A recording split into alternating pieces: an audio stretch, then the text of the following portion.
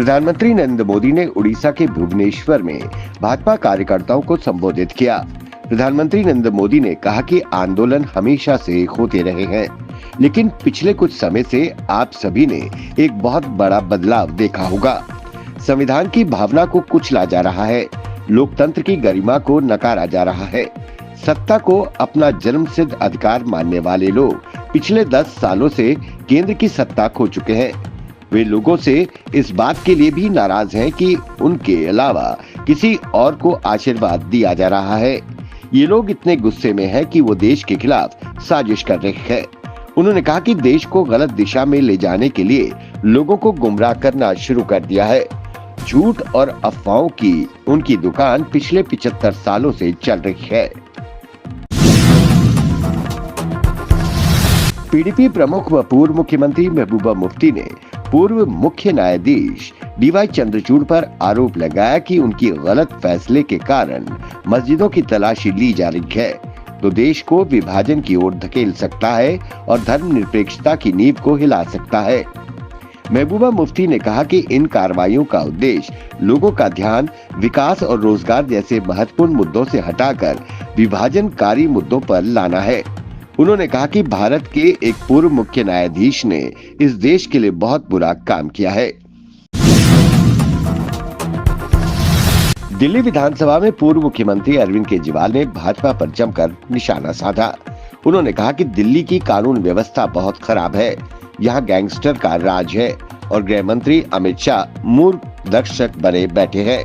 बीते 24 घंटों में 3 जगह गोलीबारी की घटनाएं घट चुकी हैं। लॉरेंस बिश्नोई साबरमती जेल से गैंग चला रहा है, उसे बीजेपी का संरक्षण मिला हुआ है, इसलिए अपराधी इतने बेखौफ हो चुके हैं। जम्मू कश्मीर के उपराज्यपाल मनोज सिन्हा ने 2 सरकारी कर्मचारियों की सेवाएं समाप्त कर दी हैं। कानून प्रवर्तन और खुफिया एजेंसियों की जांच के बाद ये कदम उठाया गया। दोनों सरकारी कर्मचारियों के आतंकवादी संगठनों से गहरे संबंध थे और इन्हें पाकिस्तान आधारित आतंकवादी समूह से सहायता मिल रही थी। एक स्वास्थ्य विभाग का कर्मचारी है तो दूसरा सरकारी कर्मचारी शिक्षा विभाग में टीचर है। दोनों ने अपने ऊपर लगे आरोपों को स्वीकार किया है और जांच एजेंसियों को सारी जानकारी उपलब्ध करा दी है। इन्होंने स्वीकार किया कि ये पाकिस्तान से ऑर्डर लेते थे और ओवरग्राउंड वर्कर के तौर पर काम करते थे। इनका मुख्य काम टारगेट्स की पहचान और आतंकवादी हमलों की तैयारी करना था, सुरक्षा बलों की जानकारी देना और आतंकियों को खाने पीने रहने की सुविधा प्रदान करना था। महाराष्ट्र, झारखंड और हरियाणा में हुए चुनाव में पार्टी के प्रदर्शन पर विचार विमर्श करने और आगामी दिल्ली चुनाव की तैयारियों की समीक्षा के लिए बीते दिन कांग्रेस कार्य समिति की बैठक हुई। ये बैठक मौजूदा संसद सत्र के दौरान हो रही है। कांग्रेस के राष्ट्रीय अध्यक्ष मल्लिकार्जुन खड़गे, राहुल गांधी, प्रियंका गांधी वाड्रा, केसी वेणुगोपाल, जयराम रमेश जैसे शीर्ष नेता इस बैठक में शामिल हुए। कांग्रेस कार्य समिति दिल्ली में चुनाव के साथ साथ अगले साल बिहार विधानसभा चुनाव की तैयारी और गठबंधन पर विचार विमर्श करने के लिए भी तैयार है।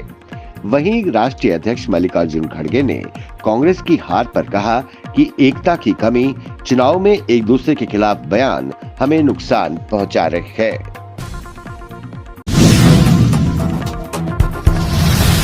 सुरक्षा बलों ने कठवा के पहाड़ी क्षेत्रों में छिपे बैठे आतंकवादियों के खिलाफ विंटर ऑपरेशंस की तैयारी कर ली है।